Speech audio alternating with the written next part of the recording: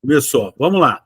Marco, eu estou aqui com o Marco Antônio, né? Ele é professor, quer dizer, tem uma série de papéis aqui que eu vou até repassar para vocês antes da gente bater um papo sobre a parte de gestão de projetos. Esse canal, Marco, eu sempre abro lembrando o seguinte, ele é um canal de estratégia empresarial, então ele vai em cima daquelas 5 vertentes da estratégia, né? Então, ora eu estou falando com alguém da área de negócios, ora na área de resultados, ora na área de pessoas, sistemas, tecnologia, sustentabilidade e ESG também, né? Então, um pouco de cada um. E é bom porque a gestão de projeto tem tudo a ver, tem um pouco de tudo também, né? Então, eu particularmente acho que gestão de projetos devia ser mandatória em toda e qualquer formação, né? Não há como uma pessoa trabalhar sem ter noção de uma gestão de projetos. E você certamente conhece bem isso melhor do que ninguém, né? Então, o Marco Antônio Fabra, ele é fundador da Acreditar Empreendimentos, ele é professor, palestrante, gerente de projetos, ele não só teoriza como pratica, Scrum Master, consultor, escritor, é também tutor em EAD, à distância, treinamento em gestão de projetos, também é coach voluntário do PMI Rio. Não é pouca coisa não, né, Marco? Tem uma bagagem bem legal, vai ser um papo muito legal. Então é isso, vamos começar a conversar um pouco a respeito, né, Marco Antônio? E deixo com você aí a abertura e vamos conversar sobre a gestão. Vamos lá.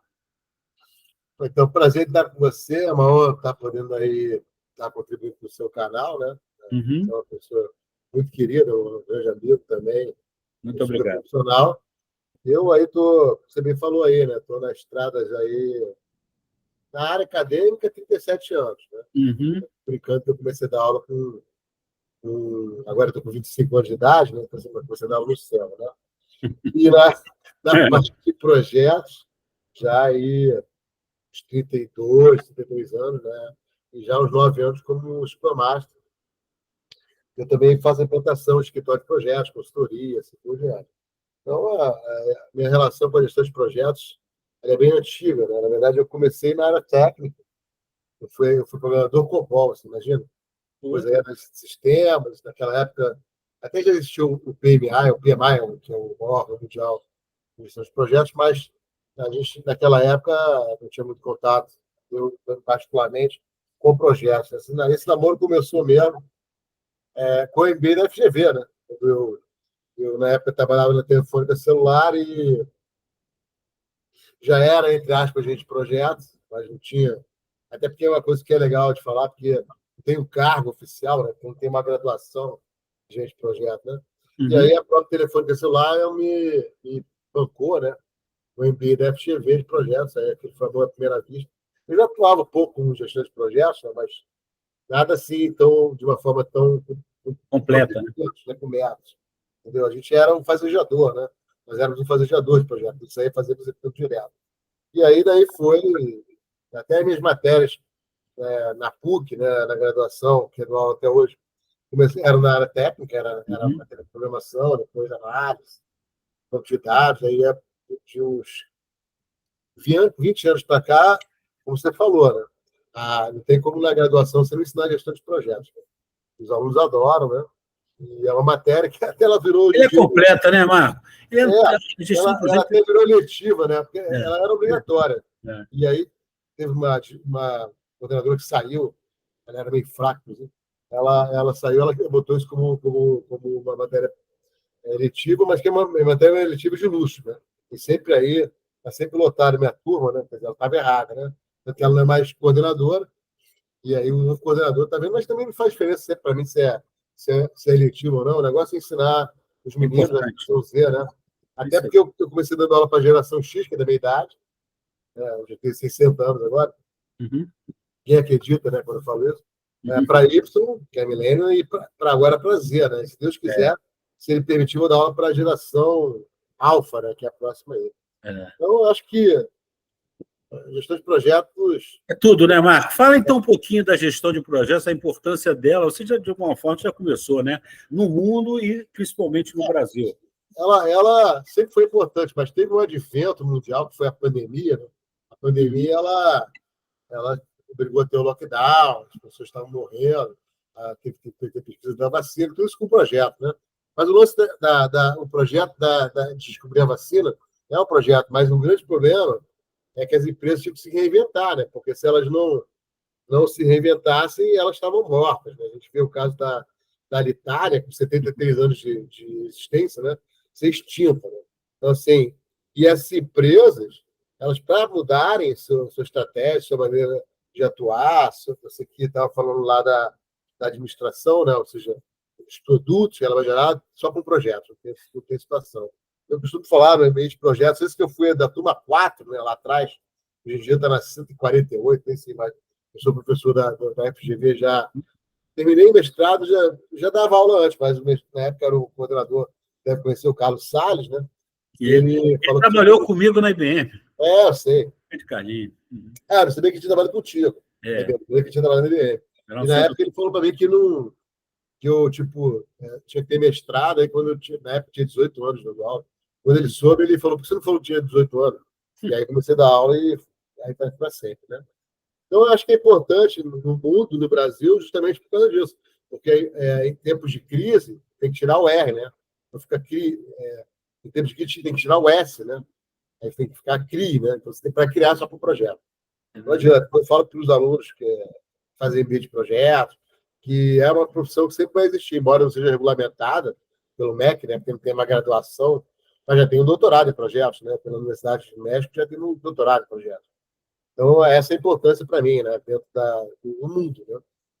Eu acho que não tem uma matéria que tem uma cobertura tão ampla em todos os segmentos como a gestão de projetos, né? Você vai ter oportunidade de falar isso. Para quem conhece, sabe, mas para quem ainda está, né, iniciando, é uma matéria que você é uma visão 360 mesmo, né, Marco? Que você vê de tudo, você vê de gente, vê de risco, vê de finança, quer dizer, é multitarefa, né, cara? Quando eu dou aula no ambiente de gestão empresarial, tem uma matéria de projetos lá, né?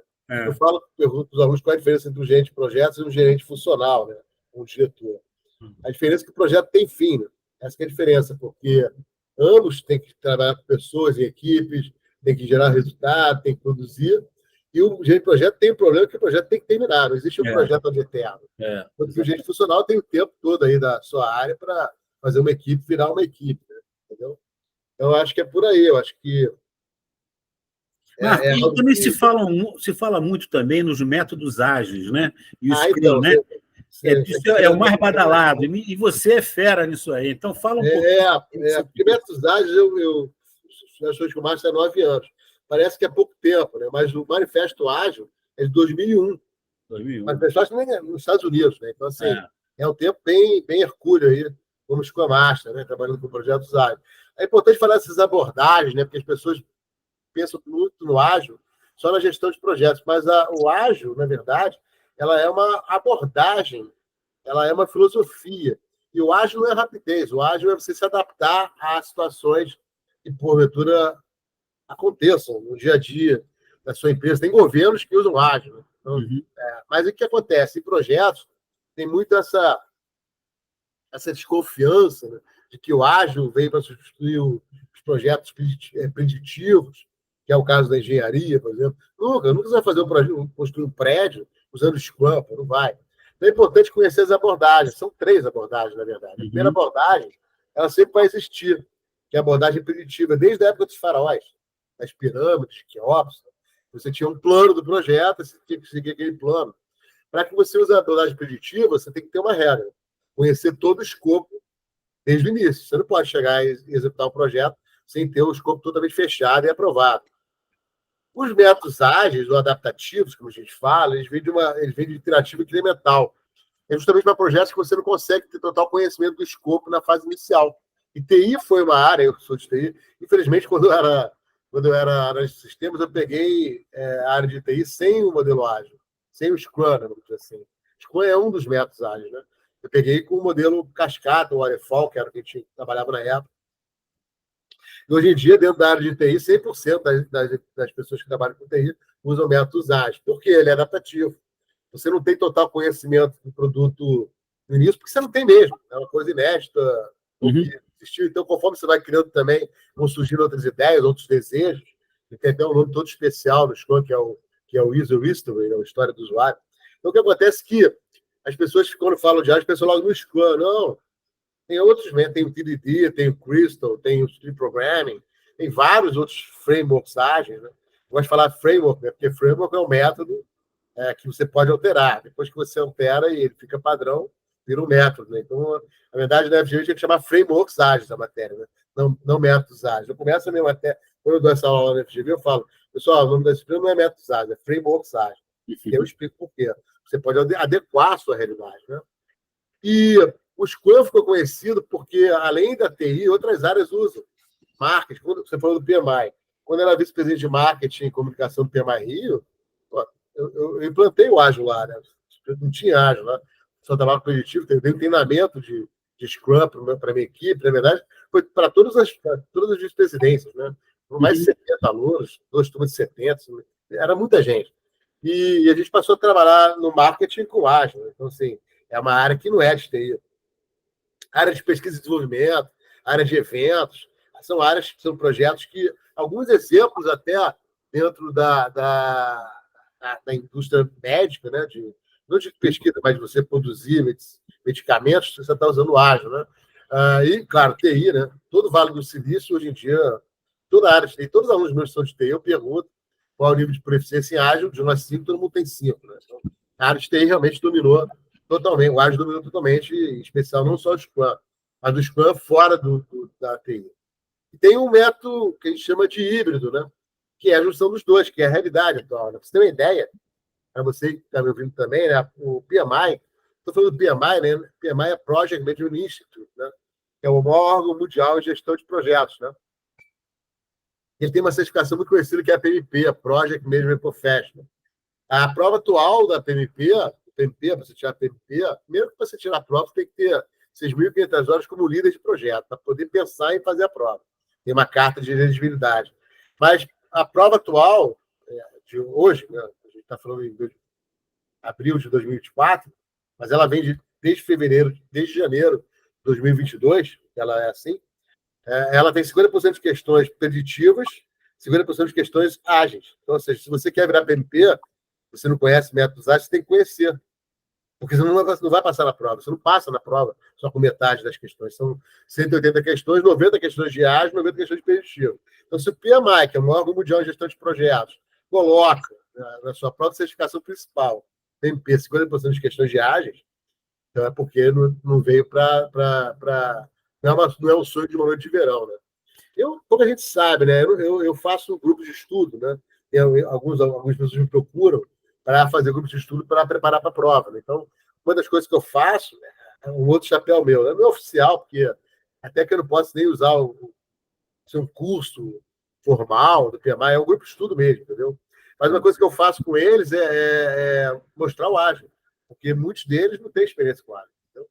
Então, a gente quando fala do Scrum é um método ágil, um framework ágil, entre outros que tem. Me diz uma coisa. É importante frisar, só para deixar, você não pode achar que o Scrum, o ágil, veio substituir o preditivo. Você nunca vai construir de volta a falar uma plataforma de petróleo usando o Scrum. Não vai. Você vai usar o híbrido. Você pode usar as ferramentas de ambos, entendeu? Me diz uma coisa, Marco. Na tua visão, o que é definitivo para se ter um sucesso num projeto? O que define realmente o sucesso num projeto? A primeira coisa é o seguinte: o projeto, qualquer que seja ele, tem um cliente, né? Então, o cliente ele tem uma fórmula, né? Eu dou na matéria de escopo e qualidade, eu falo dessa fórmula, que é S igual a P de pato menos E de Eduardo. S é a satisfação do cliente. Ela é igual a percepção menos expectativa. Ou seja, a fórmula tem que estar zerada, né? Se o cliente está percebendo que o que você está fazendo é o que ele esperava, o teu projeto foi um sucesso. Não adianta nada, tá, meu querido João? Você ter um cronograma perfeito, um orçamento perfeito. Toda a técnica.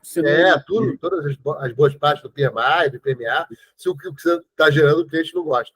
Então, é importante, o segredo de um sucesso do projeto é a satisfação do cliente. Sempre. Não adianta falar, não, é aqui. Não, é o produto que está gerando, seja o produto da indústria do comércio, primeiro, segundo, terceiro setor. Ponto. Se ele não está satisfeito, aí o teu projeto vai ser um fracasso. Então, a boa dica é que você consegue monitorar e controlar isso durante a execução, né? Se você começa a ver que ele não está percebendo o que ele esperava, você então vai tentar mudar isso. Por isso tem o ágil. O modelo adaptativo ágil, justamente para você criar essa expectativa, mudar essa expectativa de acordo com o que o cliente está esperando, porque ele nem espera tudo no início. Ele tem desejos, entendeu? Então, na matéria de métodos ágeis, para você ter ideia, João, tem relatos de alunos meus da minha turma que chegaram para mim no final da aula e falaram assim: professor, eu vim para a sua aula com preconceito. Como se fosse uma coisa assim, matemática, né? O trigonometria na minha época, na tua época. Aí quando eles têm aula comigo e veem que o ágil não é esse bicho de 7 cabeças, e não veio substituir, ele não tem que esquecer tudo, eles me abraçam. Porque eles falam, pô. Aí eu falei, pô, preconceito mesmo, eles estavam com medo do senhor. Falei, pô, mas tem nem cara feia, de feio tem, pô. Normal. Enfim, mas vários relatos, gravados, inclusive, né? Eu tenho que até pegar um desses relatos para botar aí na minha rede social, né? Que foi muito emocionante para mim, né? Ouvir isso, né? Porque, assim, nosso trabalho é capacitar as pessoas, é ensinar as pessoas, né? Uma matéria que é nova, né? Agora tem inteligência artificial também, né? Eu não estou quieto, não, estou começando a estudar também, tá? Eu não paro, não. Tá? Essa é outra questão também que a gente podia falar um pouco, Marco. Como é que a inteligência artificial, que hoje permeia quase tudo que a gente faz profissionalmente, certamente permeia também a parte de gestão de projetos, né? Isso. Mas uma coisa que posso te falar de cara: nunca a inteligência artificial vai substituir o gerente de projeto. Não adianta. Olha que eu sou de TI. Sabe por quê? Você já viu um filme chamado, ou vocês estão assistindo, chamado Caçador de Android, o Blade Runner? Era com Harrison Ford, lembra? Então, aqui que os androides eram perfeitos. Claro que eram perfeitos, eram atores e atrizes, era um filme, né? Só que eram tão perfeitos, né, embora fossem seres humanos, que tinham eles não choravam. Você conseguia saber que o androide não era um androide, porque ele não chorava, né? Então, assim, isso espelha já naquela época, né? Não adianta você querer, até ouvir relatos de pessoas que colocaram a inteligência do robô para começar a sonhar também, né? Então, você botar para gerar sonhos. Mas não adianta, sabe por quê? O milissegundo que tem na decisão de um gerente de projeto, o computador vai perder. A gente não está falando de um jogo de xadrez, a gente está falando de uma coisa que a gente tem no cérebro nosso muita informação, uma pessoa só. Imagina várias pessoas. Então, assim, eu sou muito defensor da IA, mas como aliado, como um grande membro da equipe. Toda tecnologia nova, a gente sabe disso, né, Marco?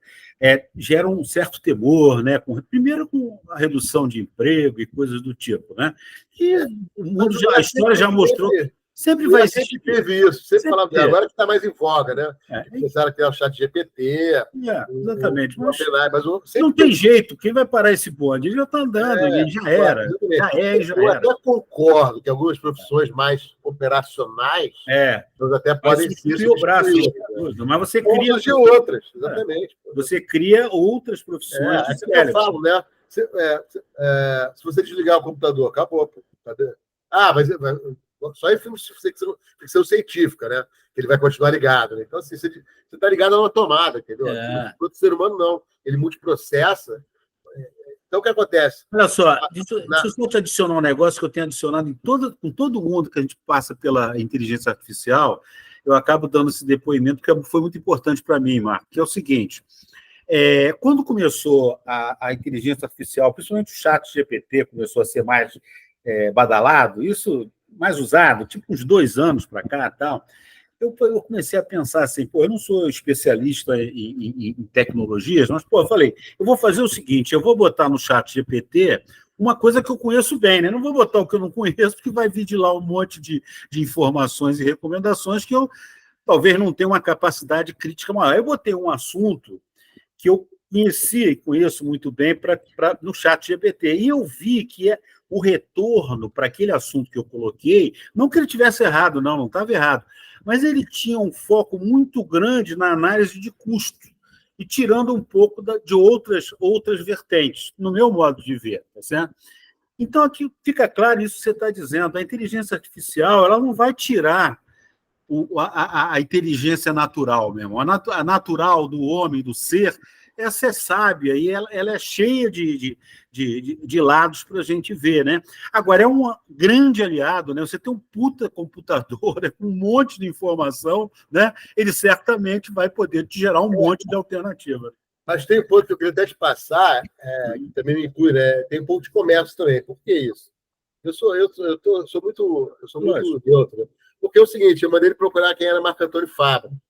E ele falou que podia ser alguém da área acadêmica, aí eu até ficava brincando. Pô, como é que ele não sabe quem é Marco Antônio Fabra? E aí o aluno meu, ele me mostrou a mesma pergunta e apareceu tudo meu. Por quê? A versão dele era paga. A minha versão era gratuita. Então, quer dizer, depois eu insisti, ele botou que era um cara de linguística na versão gratuita. Então, é importante alertar, vocês estão me ouvindo, né? Porque o aluno até tem o print da tela lá, então era o OpenAI, que é um chat GPT, sei lá, é um tipo desse aí. E aí eu mostrei para os meus alunos que, aquilo não aparecia, ela falava que era uma pessoa, talvez da área acadêmica, mas precisava de mais dados, né? E aí, quando ele mostrou lá, ele falou que o dele era pago. Então, assim, a inteligência artificial que tem aí na internet, ela é paga, tem um comércio por detrás, né? As pessoas não sabem disso. Talvez se você fosse fazer a pergunta com uma versão paga, talvez você tivesse a resposta que você gostaria da tua área financeira. Isso é muito latente, porque eu fiz o teste, né? Depois com o meu aluno, depois da aula, começou a fazer várias perguntas, eu e ele, e a resposta do chat GPT gratuito era muito supérflua, entendeu? E a dele era muito direta, então você tem que pagar, pô. Aí já começa por aí, né? Começa errado, né? Uma coisa que eu descobri agora, recentemente. Eu estava em Brasília e o aluno que descobriu isso para mim. Entendeu? Mas eu acho que o importante é você saber que tem uma ferramenta que pode te ajudar a fazer um brainstorm mesmo. Sim, são aspectos. Mas o Google, você não tinha que pagar para o Google, pô, entendeu? Então, assim, eu acho que até podia ter. Tem um lado comercial aí, certamente. Tem, né? Mas paga $20 por mês, né? Pelo valor, mas isso não está sendo dito. Então, a pessoa que vem pela primeira vez, entra lá no chat GPT, e aí não vê aquela informação que ela gostaria e fala que, pô, então tá até sendo marketing negativo, né? Enfim, eu fiquei todo feliz, vou te falar. Quando eu botei lá, quando ele falou de mim, com todos os meus dados mesmo, aí eu fiquei todo feliz. Falei, pô, então eu existo, né? Chat GPT. Pô, você é um cara fera no assunto, tinha que estar lá. Com toda humildade, né? Mas assim, como é que o cara fala aqui? Na boa, entendeu? Eu sou já Scrum Master há 9 anos, como é que ele não sabe disso? Aí ele botou que era um especialista em linguística. Eu nunca fui professor de português, pô, entendeu? Como é que diga? De línguas, entendeu? Então, totalmente errado, com informação errada, né? Enfim, mas eu acho que, na minha visão, o IA é um grande aliado. Ele é um recurso sênior do gerente de projeto. Não para tomar decisão, mas para ajudar a tomar, entendeu? Exatamente. Acho que é por aí. Eu posso ter dados para que eu, como gerente de projeto, tome a decisão. Essa é a minha opinião. Por exemplo, quando eu te falei nesse assunto que eu coloquei lá no chat GPT, é um assunto que você sabe que eu trabalho na minha consultoria, aquela parte previdenciária, era sobre exatamente essa questão da revisão da vida toda, que a gente está vendo basicamente para que lado está caminhando, né? E ele dançou, né? Pelo jeito. Tem uma lamparina lá no final do túnel, mas eu acho que em princípio is dead. Mas o que eu acho legal é você ter a capacidade de ver isso e ver como é que o próprio chat está te levando para algumas situações. E aquela discussão que eu te falei que eu botei no chat GPT, ela veio muito pelo lado econômico, entendeu? O lado financeiro, que é uma farsa, é fake, né? A gente sabe que isso aí, os caras colocaram valores que são muito distantes da realidade. Por exemplo, o IEPREV, ele calculou que o impacto disso, Marco Antônio, é de 1,5 bilhão. Os caras do INSS falam 450 bilhões. Olha a diferença de 1,5 bilhão para 450 bilhões. É óbvio que a discussão acaba saindo do plano, digamos, da justiça para o plano econômico, porque essas coisas estão ligadas. Não adianta você ser justo e você quebrar o país. Então, fizeram uma discussão mais para quebra pelas finanças do que pela justiça da decisão daquilo que está se fazendo. Então, é esse cuidado que tem que se ter também, não só no chat GPT, mas nas conversas em geral, de haver um equilíbrio sobre tudo isso, né? E isso não é a tecnologia que dá, é o ser humano, né? Na hora que vai tomar a decisão, na hora que vai fazer essa questão, né?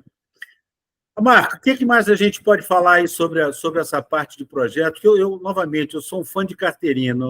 Eu dou aula lá na FGV em estratégia empresarial, que tem tudo a ver, né? Mas, novamente, essa minha carteirinha ela tem a ver com a amplitude dessa discussão no gestão de projeto, né? Eu acho muito rico, né? Quando o cara entra numa gestão de projeto, ele fica preocupado com risco, né? Não é finanças, né?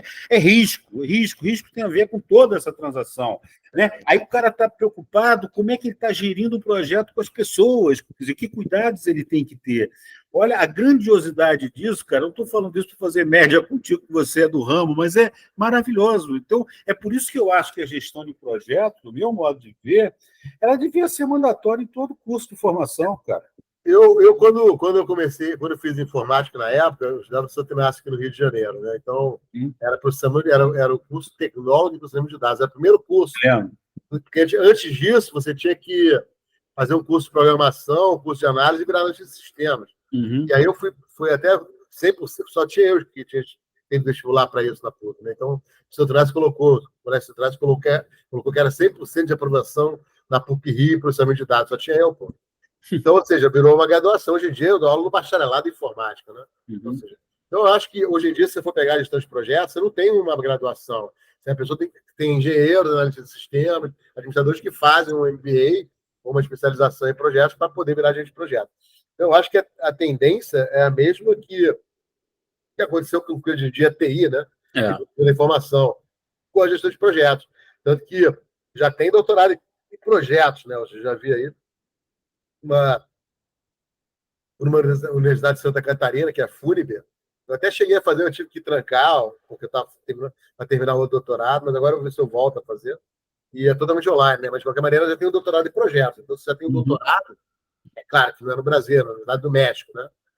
Então, a tendência é que você comece a ter isso na graduação, né? Você já, eu já vejo o essencial, como fazendo parte das graduações, ter a matéria. Mas essa matéria, você não está fazendo a pessoa virar um agente de projeto. Como você falou, agente de projeto são várias disciplinas juntas, né? Então você tinha que ter uma graduação, um bacharelado.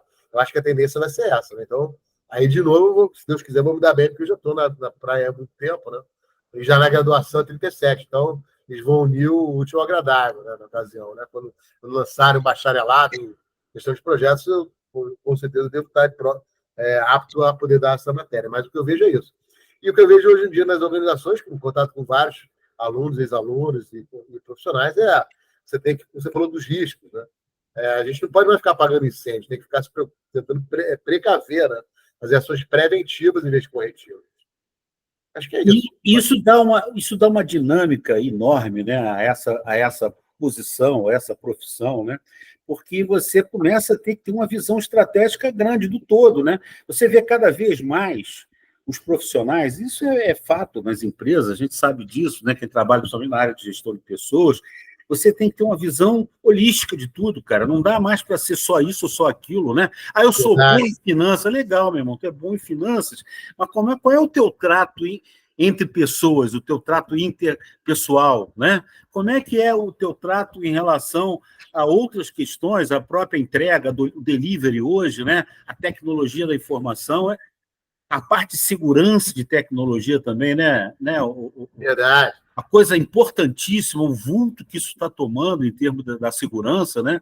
Em função de tudo que a gente, até dos próprios riscos, né? Que estão lá presentes nos projetos. Eu acho assim sensacional, cara. Novamente, sou macaco de auditório. Deixa eu te falar um negócio. Eu ficava contigo aqui um montão de tempo, mas a gente já tem aqui quase os 40 minutos, é mais ou menos o prazo que eu faço esse papo.